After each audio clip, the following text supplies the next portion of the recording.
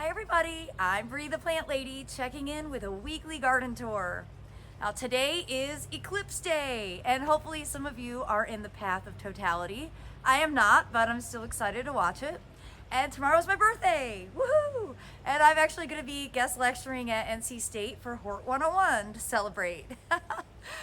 Well, of course, spring is in full swing here in Fuquay-Varina. You can see my gorgeous heat-tolerant lilacs that I don't mean to torment anyone with. These varieties are just really hard to come by, so if you ask, like, where do you buy those? I don't have a source. I grew these when I was the propagator at Camellia Forest, and unfortunately, no one really picked up the reins when I left. But I'm very excited to take you all around the garden. We have had some cool temperatures over the weekend, which is actually pretty normal. But if you've jumped the gun and got tomatoes and peppers and things planted out, you'll probably see that they don't love it. That's because the soil temperature is still way too cold. You've got at least a couple more weeks before you should rush the season. And my advice always is to lean into spring. Summer is long enough. Give those summer crops a few more weeks, or really another month, before you get them starting to grow. Anyhow, let me take you around. I'm so excited to show you everything that's in bloom, including poppies and bachelor buttons.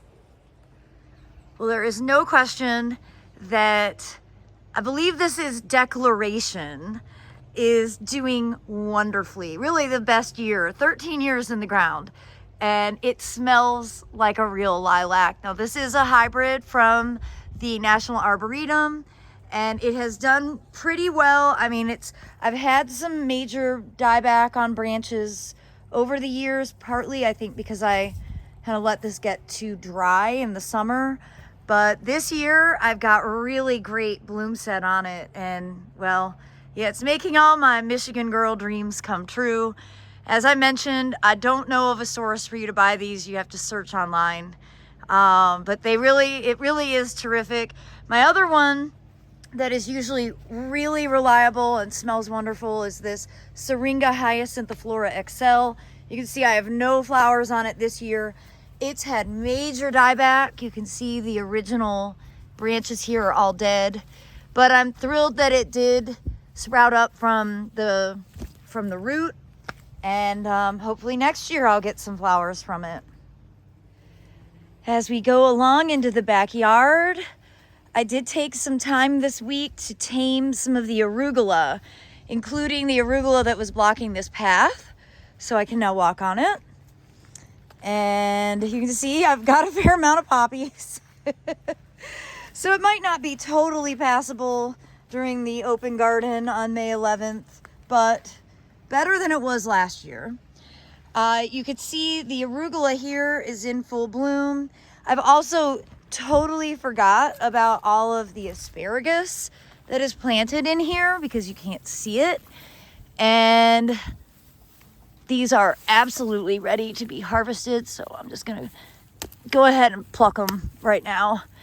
I've got quite a few really nice asparagus in here that, as I mentioned, do get completely ignored by me. Some have already gone like way larger than what you want to eat. So while I'm standing here right now, I'm just gonna go ahead and get these because I do want to eat them. And I'm even taking this really long one because my friend Kaylee Green on Facebook mentioned that she harvested some that were really tall and they were still tender and delicious. So there you have it, some asparagus. Well, you can see the figs are leafing out, and we need to add more compost to these potato pots. It'll be our last time top dressing because we are going to run out of space in the containers, but that's all right. Over here, I've had people asking questions about raspberries and stuff. I'm like, absolutely do not put them in the ground unless you are ready for them to spread all over the place.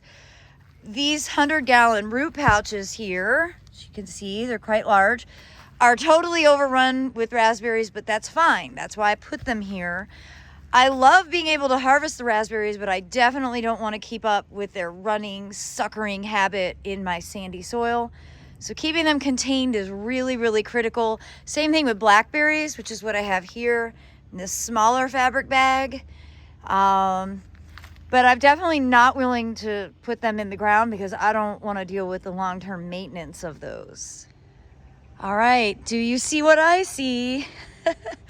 I see California poppies in full bloom there, but look at what we have. This is the first poppy to open, Papaver self-sown. This actually opened on March 31st on Easter. And you see lots of buds coming. This will probably be open tomorrow. This one as well. And they really are amazing how long the individual flowers last on these. So it's officially poppy season, much earlier than ever before. Again, these are self-sown. They are in Chapel Hill Grit, my pathway, and they are bottle adjacent. So there's a lot of different things going on with this that are contributing to why it's blooming so much earlier. You can see the poppies that I actually sowed in this bed are way smaller. Look at those little babies. So don't feel discouraged if your poppies aren't this advanced. This is what happens when you let them do what they want, and they are way ahead of schedule. I'm thrilled to see that, and actually I'm amazed at how many other self-sown poppies, these are Papaver somniferum, how they have already elongated. I don't see any buds yet, but I'm sure they'll be coming soon. Generally speaking, the self-sown poppies are always the first to flower. And same thing goes with self-sown larkspur, which I'm seeing the very first of right here. And again, self-sown, bottle adjacent. You see, in an area where the soil is never disturbed, and it also gets extra heat from the air inside the bottles, making the soil warmer. So when I talk about why I use these bottle walls, it really is to create this little microclimate. So I am thrilled to say that I will have poppies and larkspur blooming for my 45th birthday this week. Hot dog. Swallowtail alert, everybody. Here it is, just resting on a mum that's in a pot. This one looks pretty fresh. Oops, I disturbed it. I just love the spring swallowtails so much. And I saw a post on Facebook that somebody has caterpillars, so I need to check some of my plants. Walking into the woodland just to give you a quick update. I haven't done anything out here at all this week, but we're gonna go ahead and burn the weeds that are growing in the gravel path. We did it as an experiment and I think it was successful, so now we're gonna go ahead and take it for real. And I'm really pleased to see that so many of the things that got transplanted in here from the front yard next door are starting to leaf out. There's certainly some dieback. You can see like these bare twigs at the top are dead. They just break right off. But that's okay. I'm gonna wait before I do any cutbacks. Give them another week or two to see what leaves out and what doesn't. And well, I've got some big plans for getting rid of the privet. So that's really like ripping off a Band-Aid. I know once we do it, it'll be so great to have done. We just have to carve out the right amount of time to do it. And well, the trilliums are certainly bringing me a great deal of joy. So grateful to Dennis for having shared his Trillium grandiflorum collection with me and taught me how to propagate them so that I can have hundreds and thousands in the future. So in addition to that corn poppy, you see the California poppies are doing really well. And this one is especially nice because it's got this really incredible yellow edge to the petals. And obviously tons of flower buds to come. Now this is a huge plant that's perennialized for at least a year, maybe longer. Again, bottle adjacent. There is a lot to be said, even though I know that sometimes the bottles look tacky. Once the plants grow in, you don't see the bottles and you benefit from the microclimate that they create. Plus, here in Wake County, they're not recycling glass, so there's no point in paying for the recycling when they're just throwing it in the landfill. Why not use the bottles to create this kind of extra climate for, you know, very special plants like these seeding cottage garden poppies. All right, I'm on the lookout for swallowtail caterpillars. Here is a nice clump of fennel. I don't see any on there, but what I do see is my arch nemesis, cleavers, sneaking in from my neighbor's yard through the fence. So I need to clean up this fence line before these doggone Velcro weeds go to seed and cause all kind of trouble with Sophia and Reginald's fur. Absolutely hate that plant. And I don't grow a ton of columbine because sometimes it can be a little it'll like overrun a space, but I am excited to see that this columbine, which I got the seeds from the Sabios, is starting to bloom. And I love it over here in this corner because this really is a corner I don't do a lot with. And of course the walking onions are doing really well. They're just getting ready to go into their stage where they really start to kind of move all around. You can see what they do is essentially put up new little baby plants from this part that falls to the ground, and that's how they move. If you have not had a lot of success growing bulbing onions, the Egyptian walking onions are a really good place to start. However, I wanted to show you the shallots and onions that I planted about a month ago are doing really well in these containers, as are the new round of broccoli and cauliflowers. I have some room in this bag since I've harvested the cabbage that I can plug in a couple of more.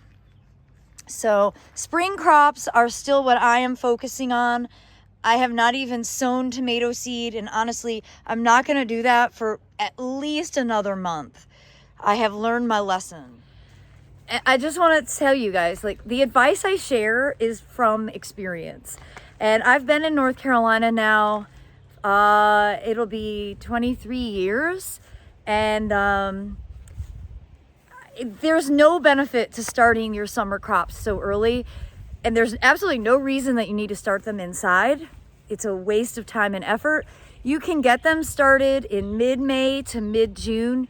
Keep them outside the entire time. They're hardened off, they grow faster.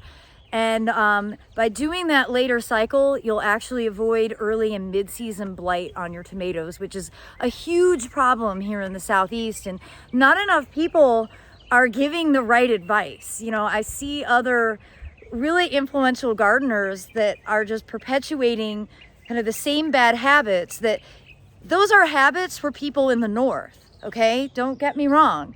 But here in the Southeast, you don't need to start your tomatoes in February and March because the soil is too cold in April and early May to plant them out. So then you're stuck having to take care of them for a really long time.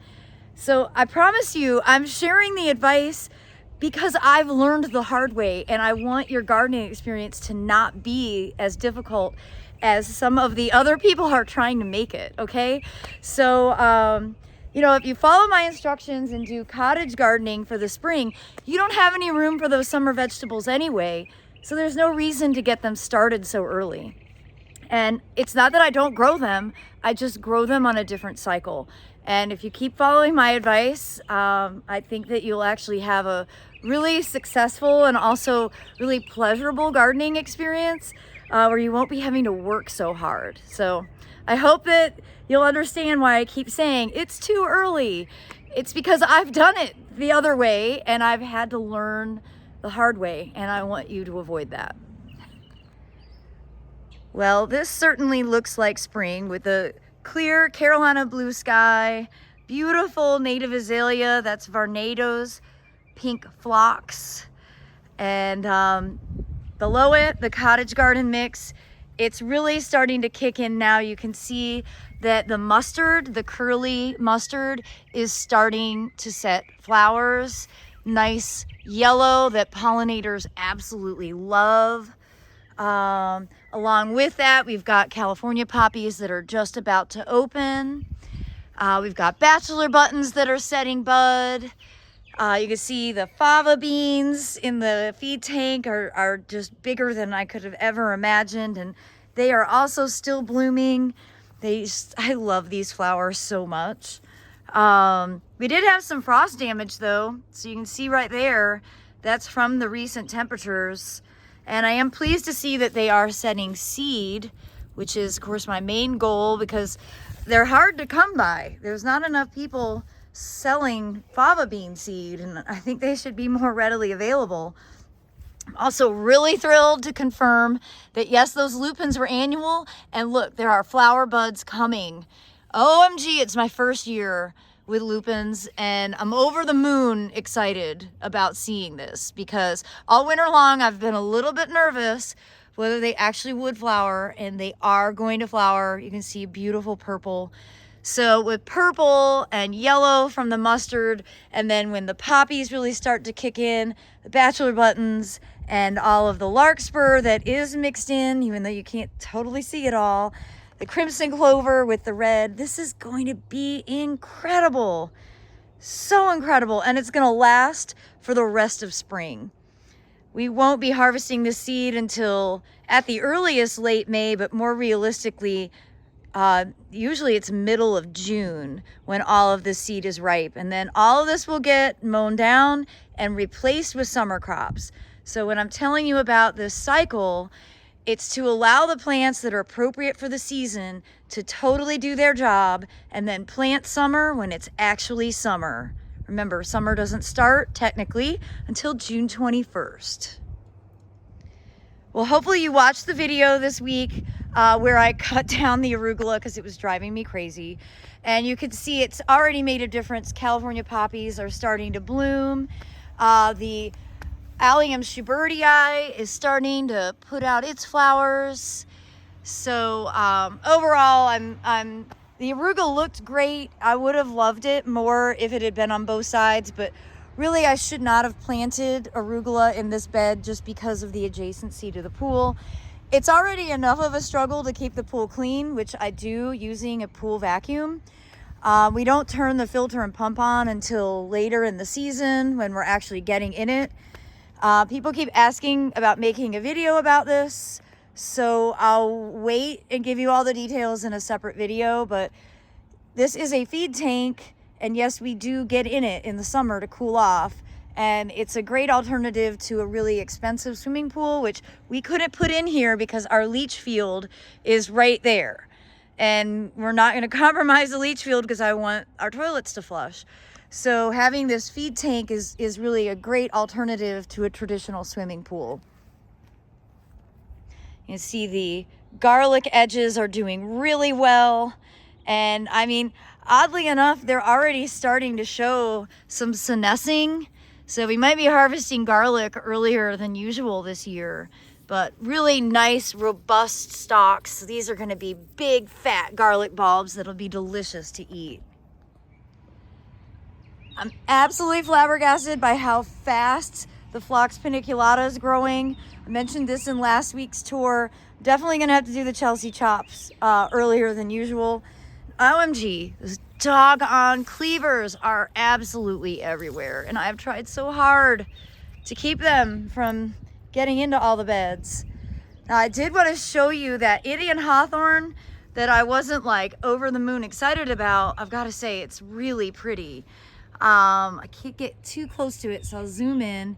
This is from Proven Winners, and it's a beautiful flower, and I think it does deserve a permanent spot in the garden now that it's blooming. I'm really impressed. So there you have it. Somehow better genetics are making me actually like Raphiolepis. Well, over here along the fence, you can see that the persimmons are leafing out, which is very exciting.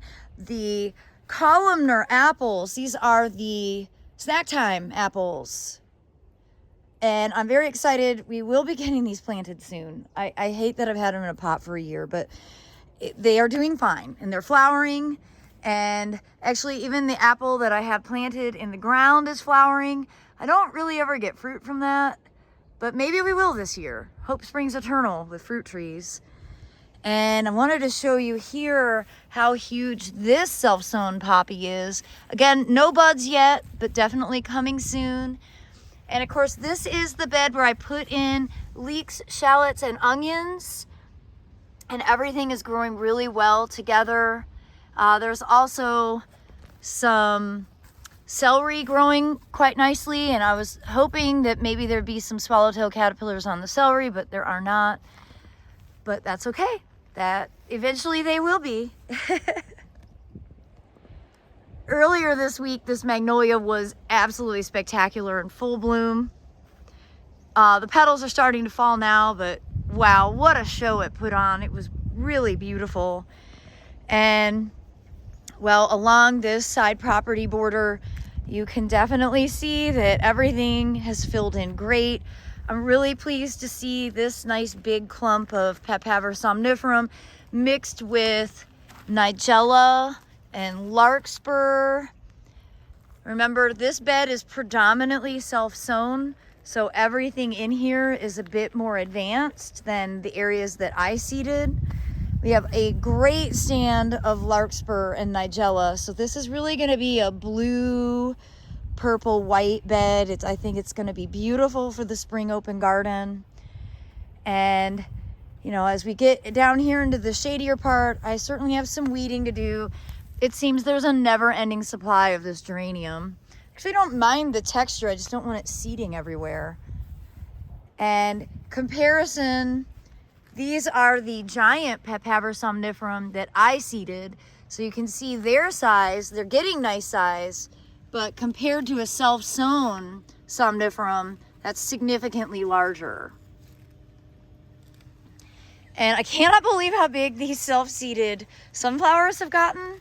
They have not been nipped by frost, so they are obviously more cold tolerant than we give them credit for. They obviously don't mind cold soil because they just keep growing. And those, of course, are here because this was where my compost bin was. And those have just seeded in. Here's a sunflower that seeded into the gravel path, bottle wall adjacent. This is where all the plants love to grow. This double hellebore from Pine Knot Farms just won't stop. It's still in full bloom. I absolutely love these flowers, and I especially love them against the backdrop of the barley that is doing everything that I dream of.